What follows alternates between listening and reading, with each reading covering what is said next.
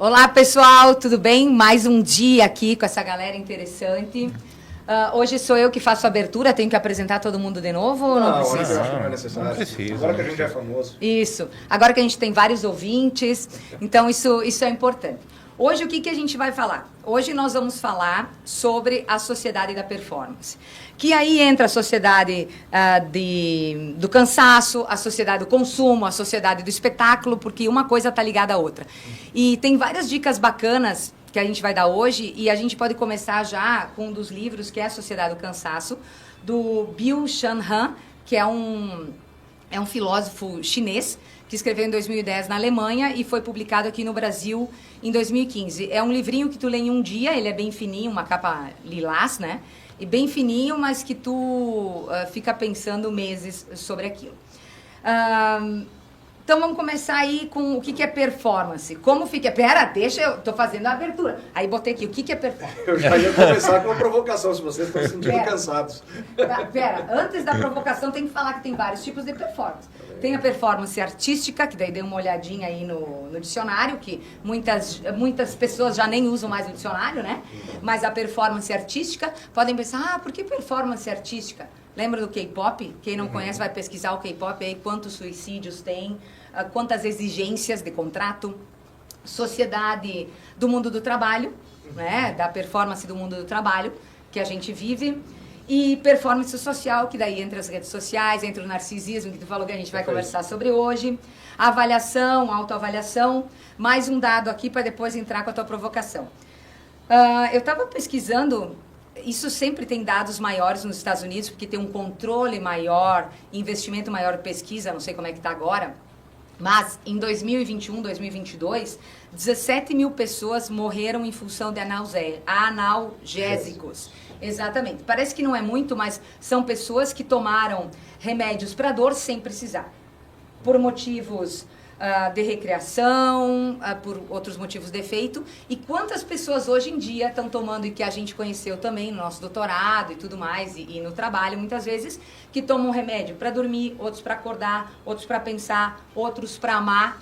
Então tu tem que bater meta o dia inteiro, chega em casa também tem que bater meta, né? Porque se não bater meta, alguém sempre vai reclamar. Então, vai lá, Ricardo. E a provocação era essa, né? Se vocês estão se sentindo cansados. Né? O tema da sociedade da performance, ligado à sociedade do cansaço, à sociedade do espetáculo, como bem a Adri disse, né? Nos atinge, né? E a função do debate é exatamente essa, né?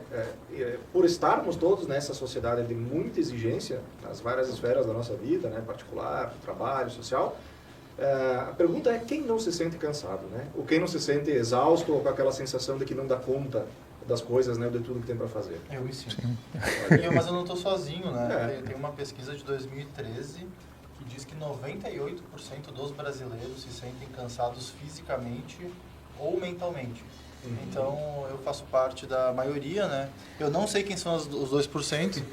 Possivelmente são os 2% de crianças de 0 a 6 meses, né? Então... Do restante da sociedade, provavelmente tá aí.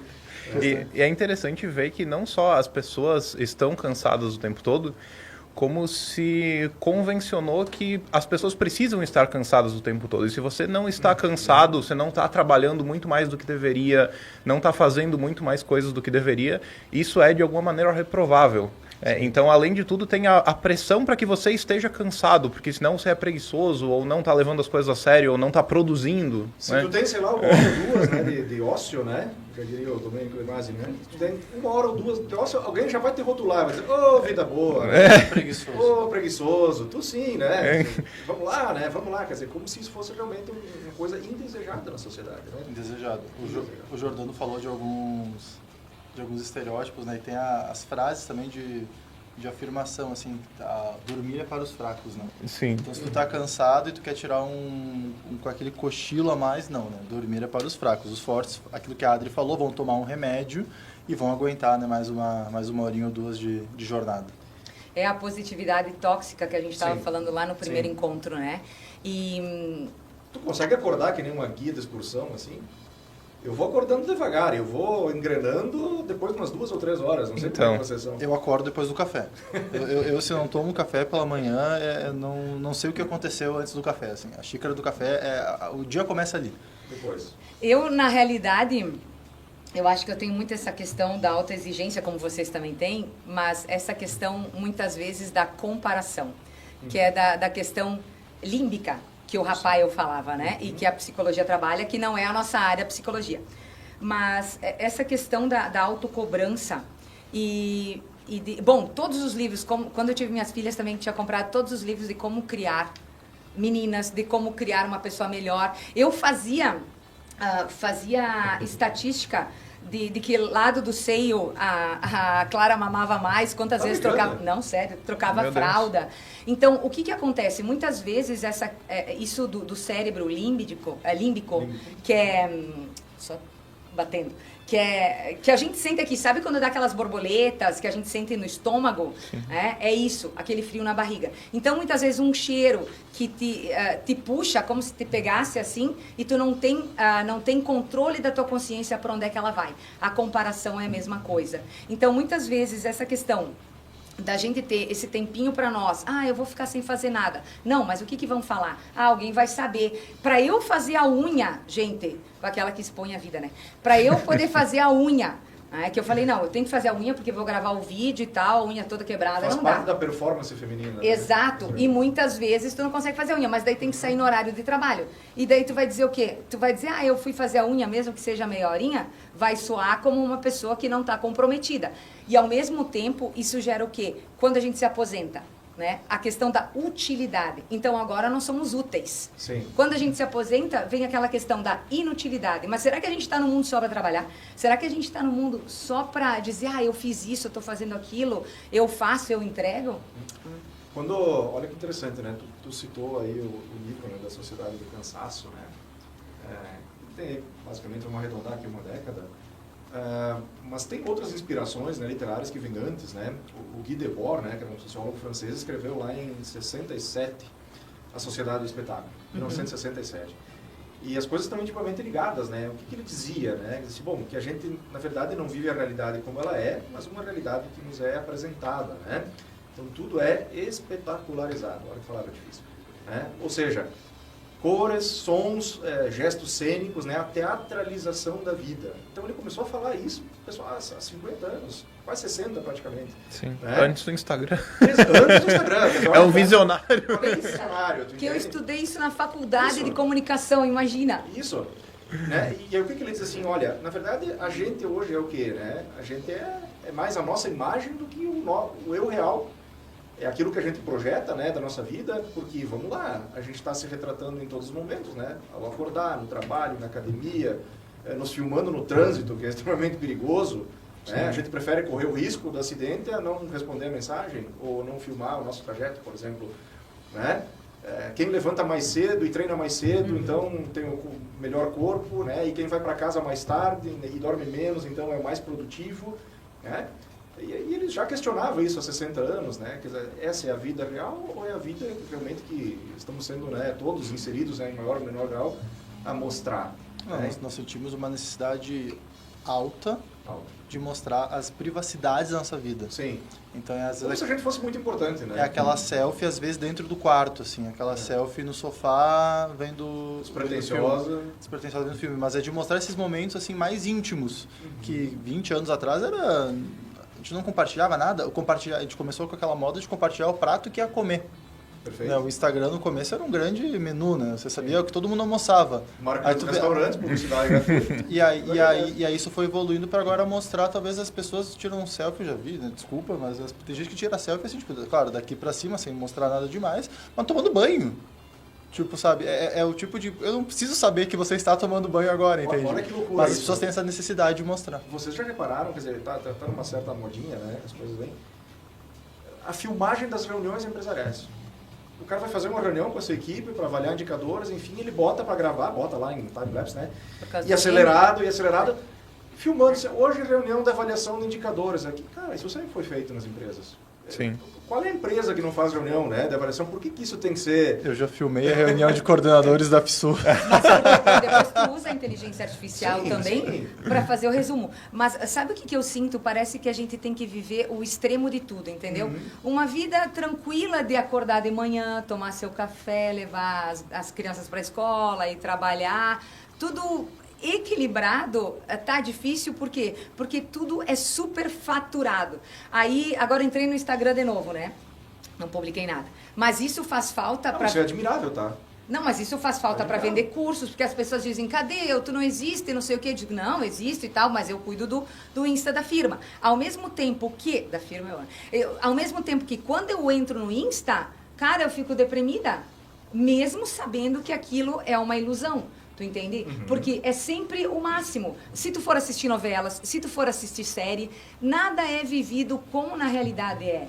As pessoas parecem que precisam sentir sempre a flor da pele. Ninguém vive assim. Se a gente vivesse assim, pensa viver apaixonada a vida inteira. Ia morrer, ia se matar, ia morrer no trânsito, ia, né? Olha que louco, tu comentou lá no primeiro, né? É remédio para dormir, remédio para acordar, remédio para vários tipos de desempenho, né?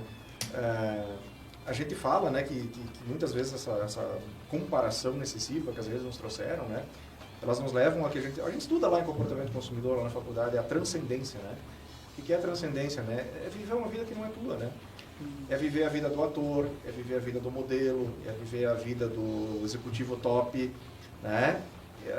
Ou seja, se eu não faço, ou se eu não ajo pela imitação a partir do modelo, eu sou menor. Sim. Né? E aí eu disse fora do ar que eu ia fazer uma provocação hoje, não sei nem se é a hora, é perigosa a provocação. Ai, meu fazer, mas esse é o momento. Especialmente pode ser uma impressão minha, tá? Porque todo mundo, em maior ou menor grau, está se mostrando demais.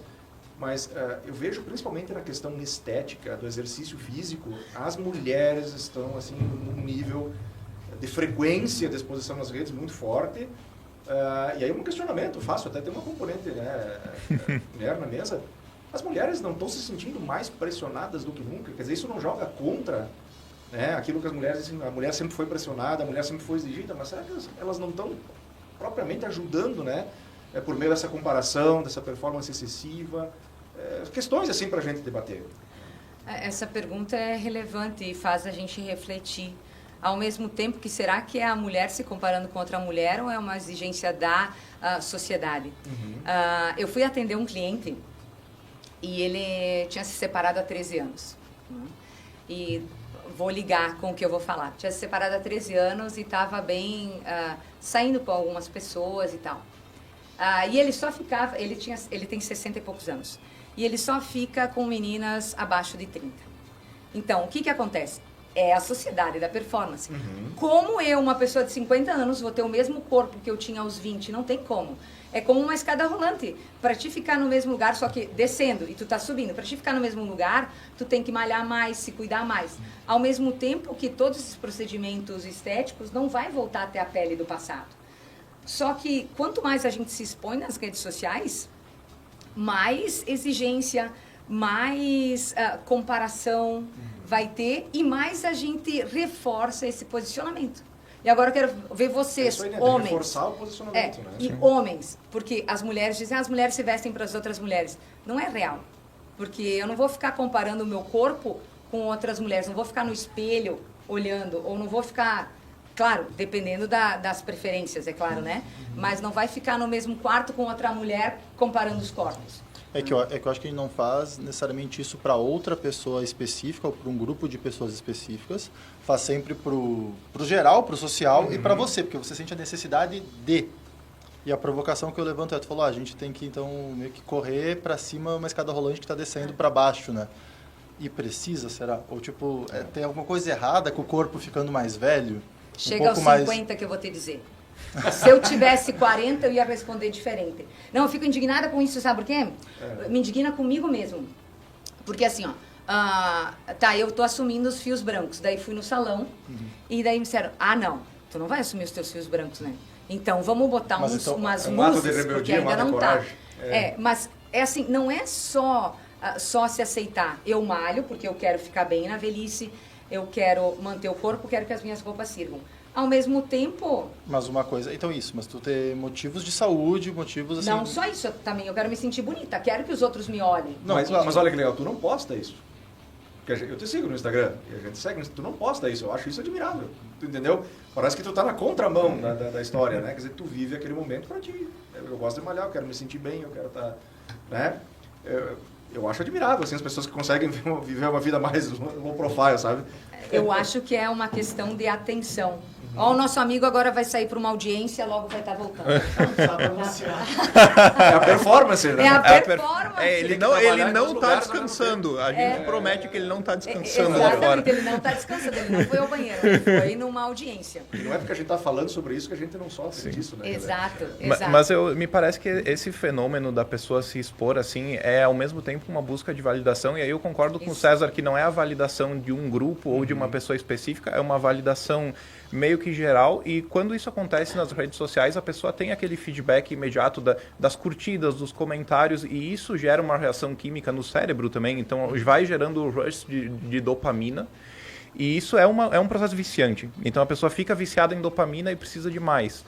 Mas ao fazer isso, ela automaticamente aumenta a pressão sobre as outras pessoas também. Sim. Porque ela está colocando ali mais a contribuição dela. Olha o que eu fiz hoje nesse peso todo. Alguém vai ver aquilo que ela fez e também vai se sentir pressionado ou pressionada a mostrar também.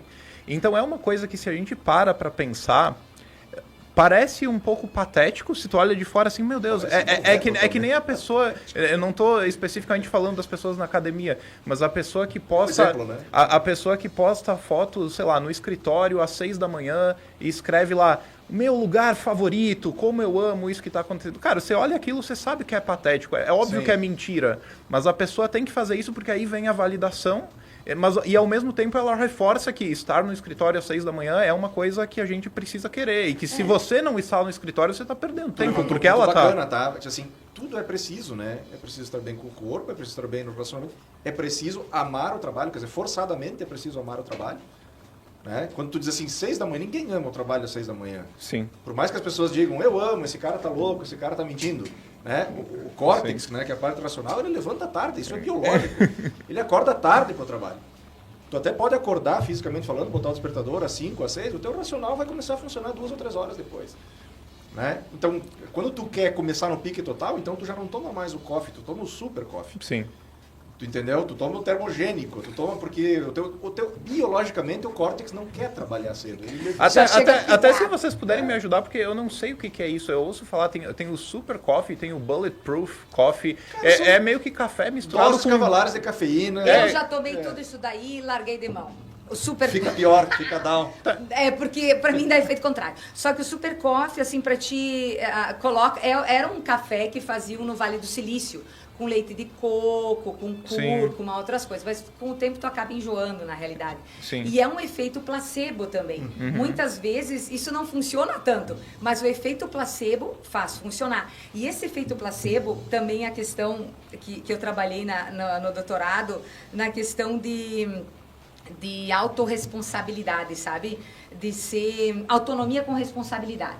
Ah, tu é o chefe de tu mesmo, né? Empreendedor. Então, o empreendedor, quando a gente fala da sociedade e volta para a sociedade do cansaço, lá tem uma parte que o filósofo fala, e que do Foucault, que era uma sociedade da disciplina, né? Uma sociedade da disciplina. Beleza.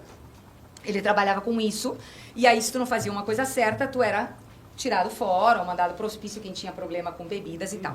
Hoje em dia, essa sociedade da disciplina, ela não existe mais. É uma sociedade do quê? Da positividade tóxica que a gente falou, e uma sociedade do empreendedorismo de si mesmo. Então, se tu não produz, se tu não ganha dinheiro, se tu não tem 1 milhão aos 15 anos, tu não presta. Como se tu fosse só trabalho, como se tu fosse só dinheiro. Não, as pessoas são formadas de muitas camadas. É que nem um vinho, muitas camadas, né? Depende de quanta maturidade a gente tem. Então, é uma blasfêmia, uma mentira, isso tudo que acontece. Só que, ao mesmo tempo, a gente não tem tempo de refletir. É o cérebro límbico, que aí tu olha... Emoções, né? Exatamente, tu se compara das emoções. E muitas vezes as pessoas não têm esse preparo de reflexão, de refletir sobre isso que está acontecendo. E aí um Uber se diz empreendedor. Não estou falando mal, mas se diz empreendedor.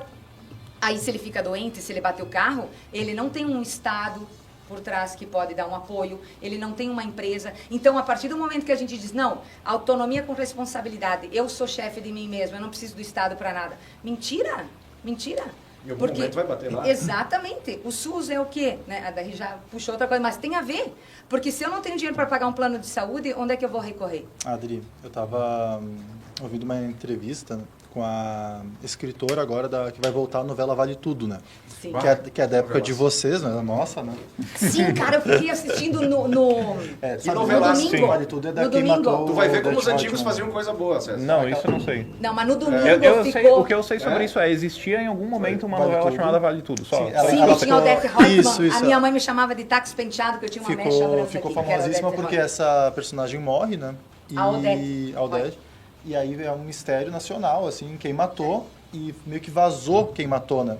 E a direção teve que gravar um novo final para surpreender nas telas, né? E enfim, a escritora agora que está fazendo remodelando a novela, que acho que já estreou até, inclusive, não sei. Acho que Não. sim. Bom, pegou uma boa Ela- parte do Fantástico para falar como foi, né? Ela estava comentando uma questão de que uma personagem da novela de 89, que vendia cachorro-quente, era vista como alguém desempregado que tem um bico. E que agora, na versão de 2025, é uma empreendedora. É isso aí. Ela faz a mesma Perfeito. coisa. Ela faz a Perfeito. mesma coisa. Ela vende cachorro-quente. Agora ela tem um status diferente. Mas a percepção social sobre a mesma coisa que ela está fazendo mudou. De um bico para uma... Ela é uma empresária. E só que assim, se ela tem um bico, então tu vê, tipo, é alguém que quer sair daquele emprego e quer fazer alguma outra coisa. Mas se ela é uma empresária, então agora ela tem o marketing, que ela tem que botar no Instagram as fotos do cachorro-quente, anunciar. Ela tem os recursos humanos, ela talvez tem que contratar alguém para ajudar nas vendas, talvez ela tenha a contadoria. Mas tu vê, tudo dentro dela. Sim. Como ela tem várias facetas, como um vinho tem várias facetas, CEO de si mesmo, aprendi né? isso agora, CEO né? de si mesmo. Mas ela é uma empresa, dentro dela vive uma empresa com várias facetas, o marketing, dia recursos é um CEO de humanos. si mesmo. Exatamente. Performance total, Performance performance. total. E aí, quando a gente vai falar dos grandes escritores e tudo da área da administração e do marketing, que falam, o diretor ou o dono ou quem está tomando as decisões tem que ser mais estratégico. Perfeito. Quando tu tem pessoas no operacional para fazer o operacional para ti.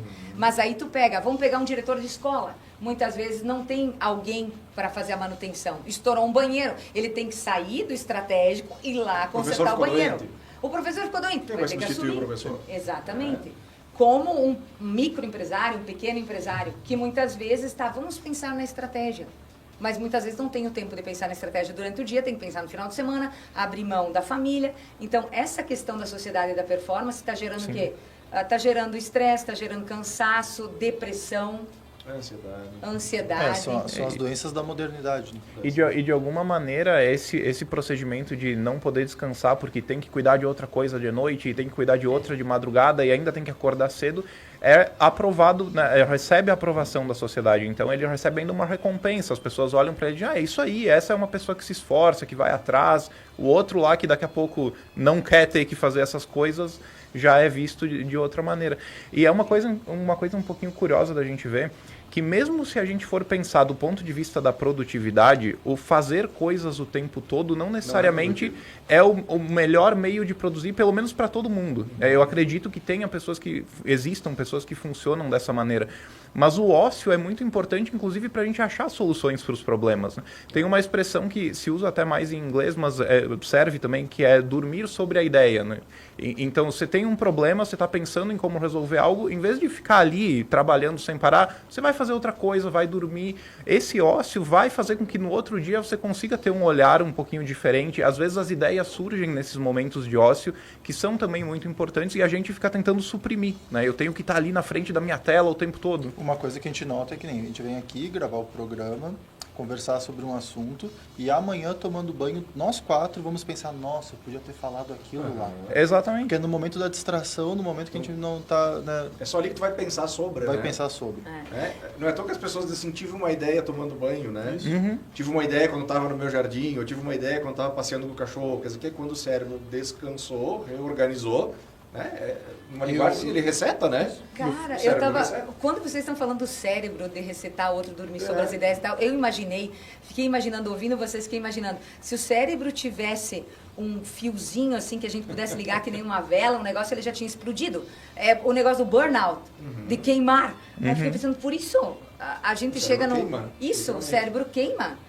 porque é tão superaquecido, a gente pensa tanto, pensa, com a questão da ansiedade, e nem sempre faz tudo, mas fica pensando o tempo inteiro, não tem esse momento então, vamos lá, né? Já que você falou de ansiedade, falou de doença, a gente falou de desligar, e eu, segundo o Ricardo, tenho que trazer dados, né? Porque senão não funciona a minha participação. 35 milhões de pessoas em todo o mundo sofrem de transtorno. Desculpa, informação errada, eu anotei errado. 15% é o número de pessoas com ansiedade, que aumentou o número de pessoas com ansiedade no mundo. E no Brasil, 5,8% das pessoas têm depressão e 9,3% dos brasileiros têm ansiedade. 5,8% tem depressão. Isso eu acho autodeclarado consciente, tem, né? Porque tem muita gente que tem e não sabe que tem ou não consegue assumir que tem nessa condição. Talvez diagnosticados, né? E nem sempre o ansioso mostra que é ansioso. Tem gente que é ansioso disfarça bem. Sim. E os motivos para ansiedade no Brasil. Tá? Motivo para ansiedade no Brasil. Em primeiro e segundo lugar, então empatados, em primeiro lugar, 39% é violência e pressão sobre si mesmo. Tu vê, a violência externa e a violência interna tem o mesmo impacto, 39% sobre a ideia de ansiedade sobre si. Depois, com 38%, claro, os motivos podem ser acumulados, né? Por isso que vai passar de 100%. Depois vem 38% relatam não dormir, 33% não ter tempo para fazer as coisas que necessitam fazer no dia e 31% não ter uma quantidade suficiente de dinheiro. Tu pega dos 5 principais motivos, tu tira dinheiro e tu tira violência externa, os 3 é sobre isso que a gente está falando, que é não dormir, não ter tempo e se pressionar muito. Perfeito. Não ter tempo, não dormir e se pressionar muito. É uma estatística fantástica, mas pelo lado negativo, né? Mas que ilustra muito bem aquilo que a gente está falando. Outros desdobramentos disso, né? A gente, eu acho que como professor, sente também isso muito de perto. A superficialidade da informação. Como se dorme menos, se trabalha muito, se rola o feed várias horas por dia, muitas vezes inutilmente, né? Eu vejo assim, eu levo o filho adolescente para a escola e eles entram no carro, vou colocar o Spotify aqui, né? Primeira coisa assim, então coloca o Spotify no carro e ele passa a música, a cada 30 segundos ele passa a música, ele não ouve a música até o fim, por Deus. Então num trajeto aí de 5 minutos, na verdade ele passou umas 15 ou 20 músicas. Sim, não ouviu nenhuma. Não ouviu nenhuma. Né? É como se assim, eu quero dar conta de tudo que está no meu Spotify, dentro desse momento, tu não tem mais aquela questão do curtir, né? Ou de digerir a música, como digerir o filme, como ler. Porque esses são atos de longa, maratona, não é 100 metros. Essa é a promessa de felicidade da modernidade, né?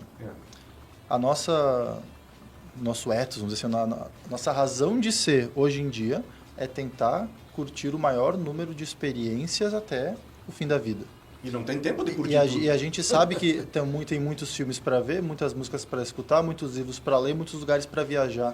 Então a gente vai tentar fazer tudo o mais rápido possível para dar conta. A gente estava comentando semana passada sobre violência nas escolas.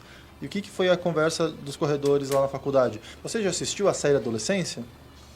Então, assim, se você não assistiu, parece que você tá tipo, fora... Como é que tu vai falar disso se tu não assistiu a série? Entende? Tá fora do papo. Então você vai assistir... eu assisti, por exemplo, em 2 dias, né? 2 episódios uma noite, 2 episódios na noite anterior, dormindo mais tarde do que eu gostaria, para dar conta de ver a série. E eu hoje tenho a nítida sensação que eu não preciso mais, porque 25 pessoas já me contaram toda a série. Tu entende? Eu aprendi pelo outro. É uma forma de aprender, não preciso eu assistir. Cara, tanta gente já me falou, me contou com tanta riqueza de detalhes, que realmente deve ser muito bom, que eu não sinto mais necessidade de ver, não vou ver. E são coisas básicas, na realidade. Eu não assisti, mas até a minha terapeuta disse para assistir. Por quê? E muita gente não entende o que é a série. Né? Mas é essa falta de conexão, é a falta de conexão com a família, é a falta de conexão com o mundo, é essa validação externa necessária, é a falta do reconhecimento pela sociedade, pelos amigos que não têm amigos. Então, tudo isso que a gente passou, só que agora muito mais amplo. Por mais que a nossa... Eu sempre digo isso, né? Por mais que o nosso mundo seja tecnológico, nós somos analógicos, nós somos feitos de história. Não adianta ter tanta coisa para ler, tanta coisa para assistir, tanta coisa para se mostrar, se a gente continua também analógico, não dá tempo de dar conta de tudo. Então vou viver rapidinho, vou fazer tudo rapidinho para conseguir fazer o máximo de coisas. Não, tu tem que ter o tempo de curtir a entrega, a questão de estar presente de corpo e alma. E quantas vezes nós 4 aqui, nós 5, né, tá aí, fizemos isso no nosso dia a dia. Aqui a gente tá de corpo e alma. Por quê? Porque aqui exige a nossa... Você sabe que esse foi um dos motivos, né? Quando eu acho que o César, primeiramente levantou, quem sabe a gente se reúne e começa a falar de alguma coisa, né? A ideia partiu do César, que a gente tem que dar os créditos. Primeira coisa que eu disse assim, que legal, 1 horinha pra bater papo. Tu entende? Foi uma das primeiras coisas que me veio à mente, assim, no momento que nós vamos sentar e nós vamos jogar a conversa fora de assuntos que a gente gosta, quer dizer... Sem poder acelerar no vezes 2, né? Sem precisar acelerar. A não ser que a gente fale bem rápido assim, daí todo mundo vai conseguir escutar isso em uma hora. Mas depois dá pra fazer isso no YouTube, não no Instagram. Não, mas eu recomendo que não façam, né? Porque daí quem assiste na velocidade 2, exatamente perde, talvez, o meandro da conversa. E até porque a gente fala rápido. Não, e quando você ouve um áudio na velocidade 2, às vezes de um amigo, de um familiar, a pessoa coloca uma entonação que muda o sentido da frase. E quando você está na velocidade 2, você perdeu. Você já sabe a minha opinião, vocês vão me chamar de louco. Eu não acelero nada porque eu acho uma falta de respeito com quem me mandou a mensagem. Ele nem sabe que eu acelerei, mas, cara, ele se esforçou para falar aquilo por algum motivo. Ele quis falar. Ele quis me dar um recado. Então, parece que eu acelerando é muito pessoal. Eu digo sim, mas não estou nem valorizando o recado que ele me deu. Né? Não sei, é uma sensação muito maluca, mas particularmente não faço. Sim, e até isso é uma coisa que vicia, né, a gente. Eu em algum momento parei um pouco de acelerar os áudios também, porque eu não conseguia mais ouvir os áudios na velocidade normal. A gente se condiciona até a querer perder menos tempo com isso, e às vezes é 1 minuto. E não faz o menor sentido. Faz diferença nenhuma. Mas a gente se sente, nossa, eu fiz mais rápido, né? Eu produzi aqui. Meninos, e na aula? Já que eu falei das meninas, meninos, os homens vão saber o que eu estou falando. O que tem de homem que dá descarga antes de terminar de urinar? Cara, isso é... Que papo esquisito. Esse é um fenômeno não, que eu não isso é conheço. Ansiedade total. Aonde você viu isso? Mas pelo amor de Deus. Isso. É só tu de homem na tua casa? Aonde tu viu isso?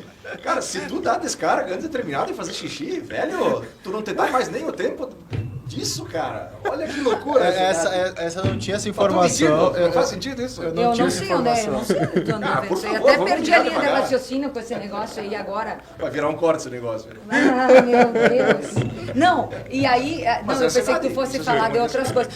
Ansiedade. Voltando à mesma região, mas de outras formas, que os... Isso é a sala dos professores, né? Não é a aula. Então a gente fala essas bobagens também. O que é? O que tu quer? Não. Pode falar. Ele tá falando assim. O que eu ia falar? Tá, na mesma região, não o mesmo caso, mas quanto jovem tomando a pílula para ter maior desempenho no sexo? Sim. E aí o que acontece? Fica dependente disso, e quando vai performar, né? E isso também, né? Sempre a performance, a gente já veio falando disso, a performance no sexo sempre se deixa pro homem. Se não foi bom, é o homem. Se não conseguiu, é o homem. Então isso também é um peso. E nem sempre é o homem, muitas vezes a mulher também não colabora. Isso depende dos dois, né? Mas como o jovem hoje em dia, com essa questão da sociedade e da performance, se preocupa muito, vou sair com ela, e se não funcionar, e se não der certo? Tu sabe, Adri, que numa das disciplinas de pesquisa de marketing, uma das disciplinas que eu ministro aqui na FSU, a gente ensina técnicas de coleta de dados com consumidores. Tá? Uma delas é muito clássica, da antropologia, da sociologia, da psicologia, que é o focus group, né? O grupo focal. As pessoas são reunidas ao redor de uma mesa, em cima de um objeto de pesquisa, elas lançam as suas impressões, né? E eu fiz um exercício, já que nós estamos descontraindo um pouco, e é um produto real, era um anel peniano. Eu tô rindo com o Jordão já. Era um anel peniano. Não, é que tu começou a falar que era uma coisa meio engraçada. Eu lembrei da pessoa dando a descarga. Deixa eu só fazer, antes de terminar a história. Tu falando desse exemplo, eu fico muito mais tranquilo com aquilo que eu falo em aula. Tá bom. Porque eu não chego tão longe assim. Não, eu tenho um exercício em aula. É comportamento do consumidor. Claro. Era um anel peniano que tu conecta via Bluetooth no teu celular. Meu Deus, pra quê? Tu não contou isso aí pra mim? Sim. Toca em Spotify. E ouve a sala dos professores. Não, mas na sala dos professores. Tu não contou isso aí na sala dos professores. E aí, cara, é possível tu plotar Por exemplo, penetrações por minuto. Meu Deus, Que cara. isso? Mas daí tu vai estar sentado, vai estar fazendo o quê? Tipo, tu vai ter que estar... Como? Pra usar esse anel peniano? Sério. Aí ele acende luzes ou ele emite avisos sonoros se tu tem um desempenho inferior ou ao teu próprio histórico, né? Ou acima ou abaixo, e tu tem gráficos. Não, peraí. Quem tá... Tipo assim, se tu for performar, tu vai botar um anel peniano em ti mesmo? Ele vai estar conectado ao teu celular pelo Bluetooth, ele tem um softwarezinho que vem junto com ele. É o Apple Não Watch. é no outro. É tipo um Apple Watch peniano. Meu Deus. Tá, mas peraí, tu não põe no outro, tu põe em ti mesmo. Em ti mesmo. Né? E aí, quando eu perguntei para os alunos assim, ok, isso existe, é um produto, tá? Aí dei lá o briefing do produto para os alunos, eles leram sobre isso e eles disseram, olha, agora troquem ideias, o que vocês acharam disso? Usariam, não usariam, por quê? Eu não, e uma das não, coisas, não. E uma das eu ia coisas, perder a atenção. Eu ia ficar olhando o Não, anel Adri, peniano do E outro. uma das coisas que falaram foi exatamente o que tu falou. Até, assim, não só alunos homens como alunas mulheres disseram assim, tá, mas a pressão, então, pela performance é colocada toda no homem, então. Porque está se medindo a frequência da penetração, a quantidade de penetração, o ritmo, não sei o quê, e a mulher. Eles disseram exatamente nisso. É isso que tu colocou. Quer dizer, então os alunos disseram assim, até usaria a primeira vez para experimentar, mas não é uma coisa que usaria continuamente. Não, olha, o que eu fiquei, agora fiquei grudada no anel peniano. Se tiver um espelho, já pensou se tiver um espelho, tu vê o cara ali e o anel peniano? Com luzes. Com luzes. Uma pessoa que tem, assim, uma falta de foco, se foi. Não, agora acabou com o negócio. Puxa outro assunto, vai, anel peniano. E vende muito? Puxa, outros. Claro que vende. De qual marca tu olhou? Não lembro exatamente. Mas como exercício eles levantaram exatamente isso. Sim, levantaram problemas, né? Tipo, por que eu usaria um troço que me cobra a minha própria performance e que na verdade deposita só em mim a performance, né, do momento, que é um momento a ser vivido a dois, por exemplo. Não, mas a gente Ou a três? a gente compra uma coisa que nos cobra a própria performance. A gente tem uma coisa que nos cobra a própria performance o tempo inteiro no celular, né? A gente tem o Instagram que nos dá performance de curtidas. Sim. A gente tem o WhatsApp que nos dá performance de quantas pessoas se importam com nós e mandam um bom dia pra gente. E a gente tem a conta bancária que dá performance do extrato, né? Então isso é só mais uma manifestação, essa é uma manifestação física em E outro a balança campo. da questão Claro. da academia. E a balança, Sim. mas a gente E a carrega balança. o indicador de performance no bolso o tempo inteiro. Ele apita quando a gente está bem, né? Claro. Nós todos aqui estamos aqui ao vivo. Ok, mas nós estamos falando só de exemplos, né? Alguns mais sérios, outros mais brincalhões, né? Mas que realmente fazem parte de várias esferas da nossa vida. E até agora o vídeo pode estar pensando, né? Ok, só falaram dos problemas nessa mesa, tá? E como lidar com isso, então? Né? Que é outra face, quer dizer. Aí eu volto a uma questão que, assim, todos nós temos liberdade de escolha. Eu posso querer viver essa vida do espetáculo, da performance, ou posso querer desacelerar, ou tornar minha vida um pouquinho mais moderada, digamos assim, né? Os temperos de ócio ao longo das 24 horas. Mas já tem uma frase antiga que diz assim, ter liberdade de escolha é carregar para si uma responsabilidade muito grande, porque tu vai ser visto como um diferentão, né? Tu vai ser visto como diferente, quer dizer, tu está na contramão da história. E poucos têm a coragem de assumir a sua liberdade de escolha, né? Nesse mundo tão veloz, né, que a gente está falando.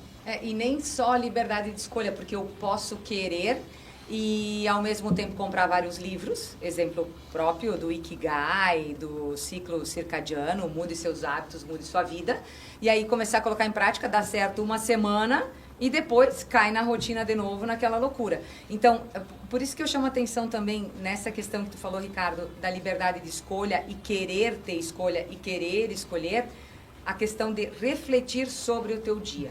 Né? E quem pode fazer terapia, eu acho que é bem bacana isso, porque é um momento que tu se propicia com um profissional para fazer questionamentos, não com o chat GPT. Ou mesmo a própria pessoa, à noite, se tiver um tempinho, pensar como foi o meu dia. Será que eu atendi mais as... Isso, será que eu atendi mais as demandas dos outros ou atendi a minha demanda? A questão da academia que a gente falou antes. Eu estou indo por uma demanda minha, porque eu vou me sentir melhor e tudo mais, ou uma demanda da sociedade. Então é isso, é querer também fazer. Claro, muita gente, a gente não está falando aqui de quem depende de trabalhar de manhã para comer ao meio-dia, não é isso. Sim. São pessoas que já têm uma casa, que já têm o que comer, já têm um salário, sabe? Já têm uma vida estruturada, que conseguem ter escolhas. Eu adoro os memes, né, da internet e essas frases prontas aí do dia a dia, né? Então, por exemplo, assim, eu já ouvi assim, vou na academia, por exemplo, 9h30 da manhã ou 2h30 da tarde, qual é o horário de herdeiro. Horário de herdeiro. Horário de herdeiro. É tipo assim, isso não é normal na sociedade da performance. Como assim?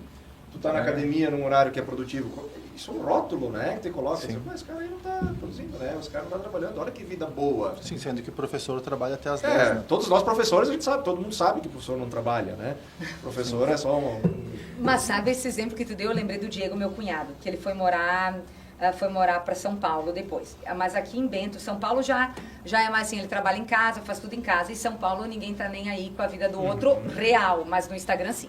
Mas aqui, como ele também tinha a própria empresa, trabalhava em casa, era a Venda Mais Vinho, e dava cursos e tudo mais, ele podia sair para ir ao supermercado às 10 da manhã, e ele trabalhava em casa, assim, fantástico, de roupa, normal, pijama, sei lá. Só que daí o que ele fazia? Ele botava a camisa, ele se arrumava para ir, por quê? Porque ele dizia assim, gente, eu passei anos fazendo isso, porque vai que alguém me vê e diz assim, ó, aquele vagabundo lá não tá fazendo nada, indo no supermercado camiseta. Agora, de camiseta, jogado, né? Então, ele tava trabalhando em casa, assim, tava tudo certo, só que para os outros. A imagem é mais importante. A imagem. Que é o que o Guy Debord falava na Sociedade do Espetáculo, né? A imagem da pessoa é mais importante que a própria pessoa. Mas quantas vezes a gente faz isso, sabe? E depois, quando ele amadureceu, ele falou, quer saber, ninguém paga minhas contas, ninguém paga os boletos. Eu vou do jeito que eu tô e eu tô trabalhando. Sabe? É uma responsabilidade da liberdade. Exatamente. Não, e tem coisas que infelizmente são inevitáveis, assim, então a gente está numa sociedade que está colocado isso, não ter algo para fazer em determinado período do dia é visto como reprovável, mas a gente não precisa, né, mostrar isso o tempo todo, mostrar também é uma escolha, então eu posso ir na academia às 10 da manhã e só não falar nada para ninguém, tá tudo certo, né? Porque eu sei que se eu mostrar vai vir uma sanção social, vai alguém olhar e vai dizer, esse cara aí é um vagabundo, tá na academia às 10 da manhã. Mas a gente tem a escolha de simplesmente ir, simplesmente não mostrar. E nós estamos muito condicionados a mostrar justamente para ir em busca daquela recompensa de dopamina, né? Então, eu vou colocar na academia, a reação vai ser, nossa, isso aí, esse cara tá se cuidando, esse cara não sei o quê. Mas isso não é necessário, né? Isso também é uma escolha. E agora uma pergunta. Na empresa, se não é necessário botar nas mídias sociais, na empresa, teu diretor, ou teu CEO, ou o teu gerente te pede um trabalho. Tá? Que seria contra a lei, né? Sexta-feira à noite ou domingo de noite, para o outro dia, porque o conselho vai se reunir. Tu tem a opção de dizer, não, eu não vou fazer. Como porque, isso vai ser visto, né? Eu não vou fazer porque tu tinha me pedido um overview que eu fizesse tal coisa e agora tu mudou. Agora quer que eu faça outro, eu vou abrir mão do meu sono, vou abrir mão da minha família, vou abrir mão das minhas coisas para atender as entregas. Então, quantas vezes a gente consegue dizer não? É a queixa que a gente está ouvindo hoje, né, com relação ao trabalho, né? As novas gerações questionando exatamente isso. Assim, não, eu vim para fazer meu trabalho, eu não vim para amar meu trabalho, não vim para ser amigo de ninguém. Tu entendeu? As novas gerações, elas têm um pouco dessa pegada aqui. Nada de ficar fazendo coisa fora do horário. E isso, obviamente, choca a cultura atual, né? Mas, Ricardo, assim... É difícil? É difícil. Eu vou discordar de ti, da Adri, do Jordano, tudo ao mesmo tempo, mas vai ser tranquilo, tá? Não me xinguem. Nós temos o direito de réplica. Eu acho que a liberdade que tu fala, ela não adianta para ir contra uma sociedade do cansaço, uma sociedade da performance, uma sociedade cada vez mais acelerada, porque é a própria liberdade que nos faz fazer isso. Que é justamente agora pegando da Adri, a gente não tem patrão agora que nos manda. O patrão não vai mandar mensagem domingo de noite pedindo para tu fazer o relatório, porque sexta-feira, depois do horário, tu já fez. Porque tu quis fazer. O funcionário vai fazer porque ele tem a liberdade de escolher ou não fazer, mas como ele quer ser muito produtivo e legal, ele vai ter feito já. Então, quando o patrão pedir, ele vai dizer, nossa, eu já fiz. Entendi. Ele se antecipa. Não precisa mais a ordem do patrão, a ordem vem de dentro. Se ele mudou, eu entreguei aquele, ele mudou. Não, claro, mas é justamente pelo excesso de liberdade que a gente faz as coisas antes. E a gente não está indo atrás de aprovação social. A aprovação social é menor e menos importante para nós do que a aprovação a nós mesmos. A gente se sente bem quando a gente posta uma foto no Instagram, independente das pessoas curtirem. Não, claro, a gente fica melhor se as pessoas curtirem. Nossa, como ele é esforçado na academia. Mas a gente faz por nós. Então, justamente essa liberdade que tu fala que poderia nos salvar, é essa liberdade, a sociedade do cansaço que nos pune. É ela que nos escraviza. Não precisa ter um chicote lá. É justamente não ter o chicote e estar internalizado. Então, é ele que acaba dando essa... Me parece não a salvação, mas justamente a repressão. Entendi. Boa. Mas eu fico pensando, por mais que tu não queira, sempre essa questão do Instagram, né? Por mais que tu não queira fazer, eu não me sinto feliz porque eu postei uma foto minha lá, sabe? Mas, ao mesmo tempo, eu fico chateada quando o mundo interpreta que as pessoas não existem, que quem não tem redes sociais não existe. Tu entende? Tu se sente pressionado a contratar alguém para te ajudar, porque tu tem tantas entregas para fazer que não consegue ficar no estratégico, tu fica na operação fazendo as coisas, e para o negócio dar certo, para bater as metas, para entregar, que tu não consegue botar lá o que tu tá fazendo. Aí tu tem que contratar uma outra pessoa para fazer isso, daí é mais gasto. É tipo assim, tu trabalha para chegar em casa, não é o fato, mas no passado, para chegar em casa, para assistir a TV, que diz que tu não tá bem vestida, que daí tu trabalha mais para comprar aquela roupa que tu vai usar, ok, mas numa casa que tu tá pagando que é maior do que os teus vizinhos, que tu ainda tá pagando e tem que trabalhar mais, daí tu tem que trocar o carro porque disseram que o teu carro não é bom. Então tu tá sempre atrás de uma coisa. É o marketing. O marketing promete uma felicidade que nunca entrega, como tu falou antes, sabe? Então, por isso essa questão de escolher, de ter a coragem de escolher, porque não é fácil.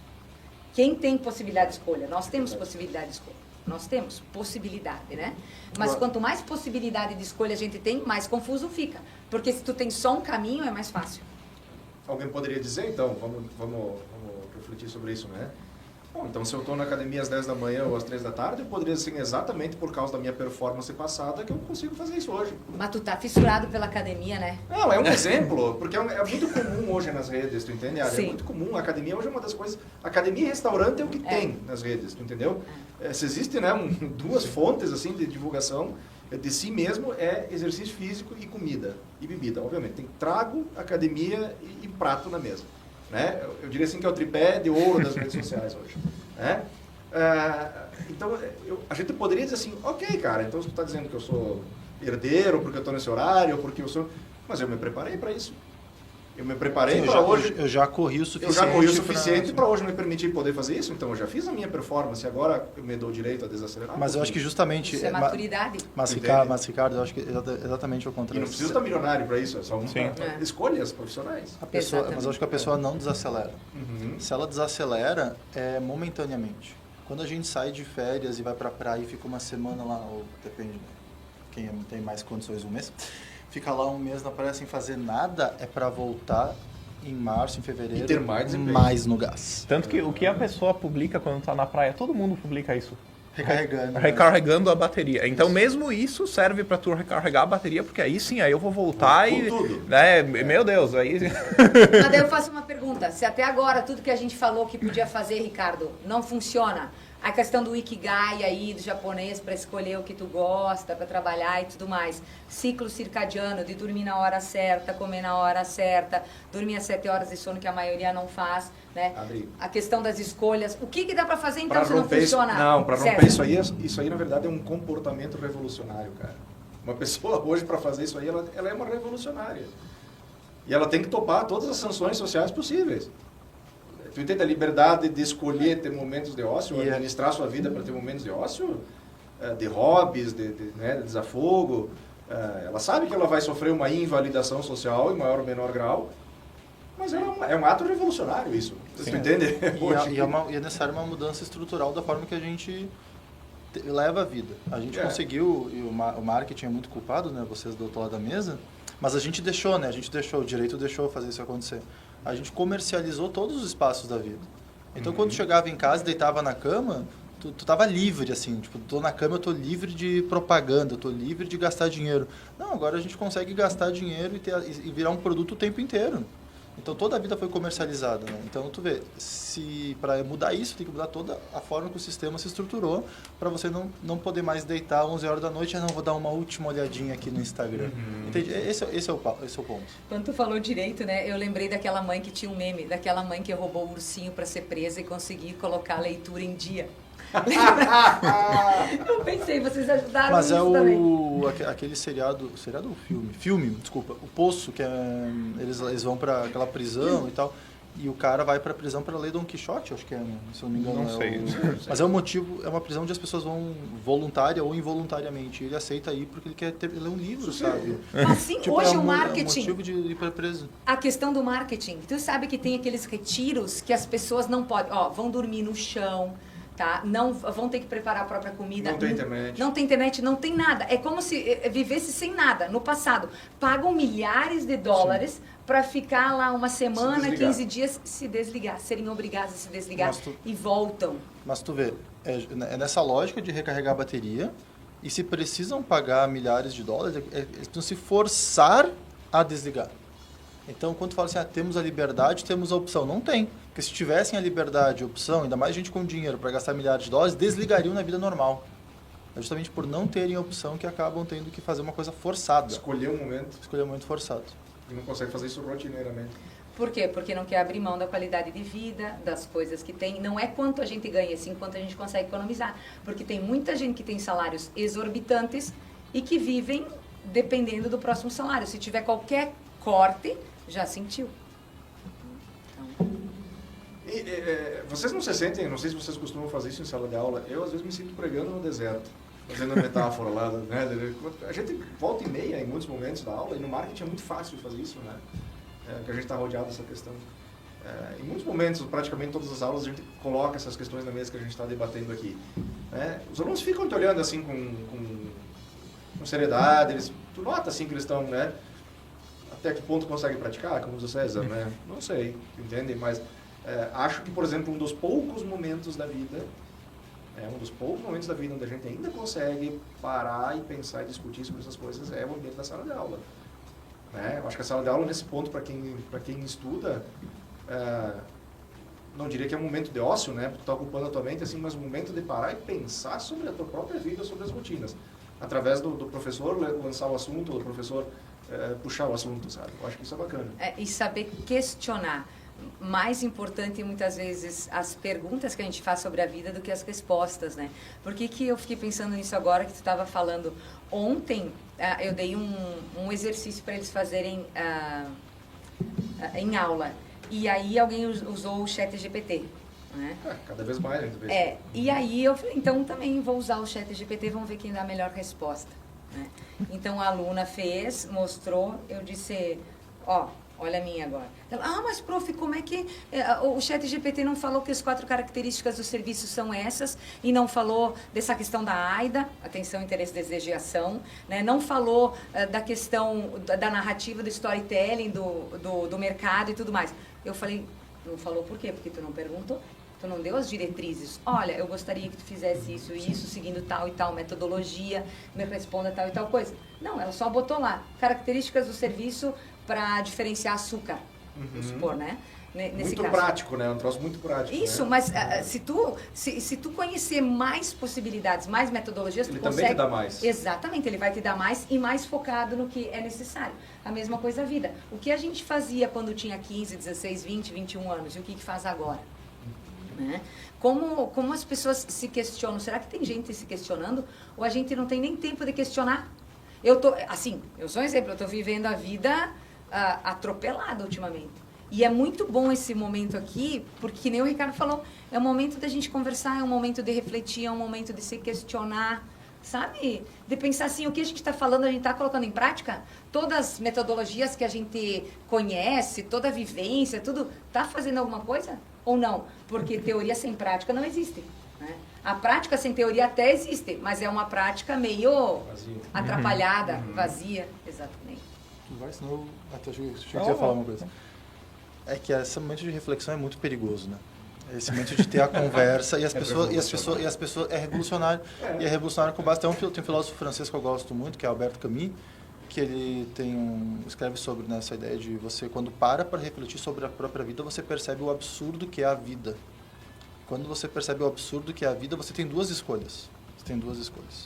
Ou você vai em busca de respostas prontas, tipo em busca de alguma resposta religiosa, moral, ou até mesmo uma filosófica. receita. Os livros de autoajuda. Uma receita de autoajuda. Tutoriais. Então, e você comete o que, na visão dele, é o chamado suicídio filosófico. Então, meio que você aceita alguma coisa pronta para a sua vida, abaixa a cabeça e segue sem dar mais bola no absurdo. Suicídio filosófico. Suicídio filosófico. Você meio que aceita... Você ignora esse absurdo, aceita uma resposta pronta, uma autoajuda, alguma coisa, e segue a vida sem mais pensar naquilo. Segue a fórmula de um outro, né? Você segue a vida sem viver. Porque você meio que aceita que a vida é... O que a gente estava falando da ignorância. Que a ignorância muitas vezes... Isso, você aceita a ignorância. Porque o absurdo machuca, é muito difícil você olhar para a vida e pensar, nossa, isso aqui tá tudo errado. E a outra forma, claro, para o caminho é se revoltar. Vendo que está tudo errado, tentar criar um sentido seu no meio desse absurdo que é a existência. Mas isso, né, envolve uma revolta, envolve um sacrifício, envolve assim você também, como o Ricardo colocou, tipo, entender que o mundo normalmente caminha para respostas fáceis e prontas. E você talvez vai querer construir uma coisa por você. Quando você construir uma coisa por você, não tem chat GPT que te ajuda, né? Tem que sair de dentro. Acho que deu, né, gente? Com essa daí, vamos embora. É um bom momento, pra gente encerrar. Não vai ficar melhor do que isso. Não, encerrar com essa reflexão. Obrigado. Querem falar alguma coisa? Não, acho que não. Acho que é só salientar, destacar assim, que como é bom estar aqui conversando. É uma hora, mas é uma hora de gente assim que pensa, né, de certa forma parecido, ou que às vezes diverge, mas de forma sempre respeitosa. Né, é um bate-papo legal e eu acho que consegue exatamente transmitir um pouco do que é a sala dos professores, né, aquilo que a gente gosta de falar de uma maneira um pouquinho mais solta, né. Perdoa os ouvintes pelas bobagens, mas as bobagens fazem parte da sala dos professores. Os cortes vão ser sensacionais essa semana, pessoal. Aí, né? Eu não autorizo esse corte. Valeu, obrigada. Se deem esse tempinho, gente, para refletir e para falar com os amigos e se curtir. Valeu. Até mais, gente.